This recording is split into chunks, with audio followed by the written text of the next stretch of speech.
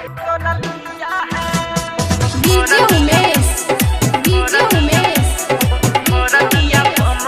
सुखीपुर बाजार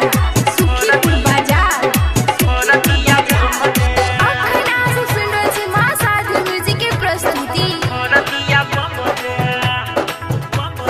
दिवाली में दिल पे छोड़ी फोड़ दिया बम रे, हमें छोड़ी कर लिया दोसर के पसंद रे।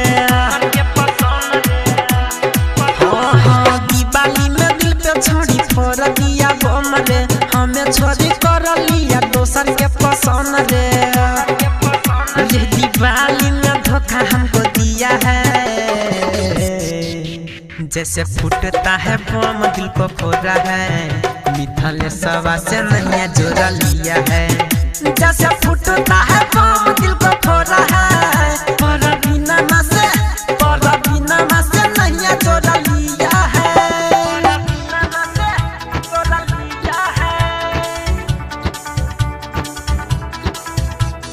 डीजे उमेश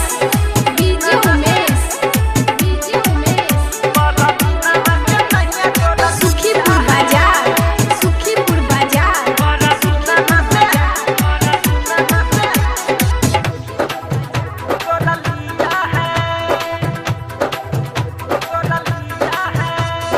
बोल रहा था दीपू संग ही जलाएंगे, जाने नहीं दिवाली में हमको रुलाएंगे। बोल रहा था दीपू संग ही जलाएंगे, जाने नहीं दिवाली में हमको रुलाएंगे।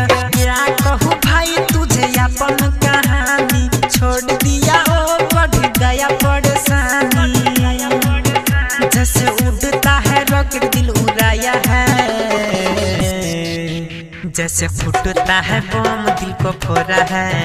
छोरा रजुआ से नहीं जोड़ा लिया है, जैसे फूटता है बम दिल को फोड़ा है।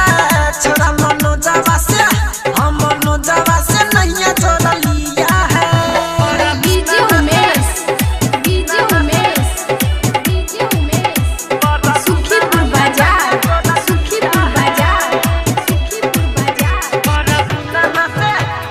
अखन आजू सुन रहल छी मां साधु म्यूजिक के प्रस्तुति। जाओ बेवफा हम तुझे भूल जाएंगे, जाएगा दिवाली फिर हम दोसर पटाएंगे। हाँ हाँ जाओ बेवफा हम तुझे भूल जाएंगे, जाएगा दिवाली फिर हम दोसर पटाएंगे।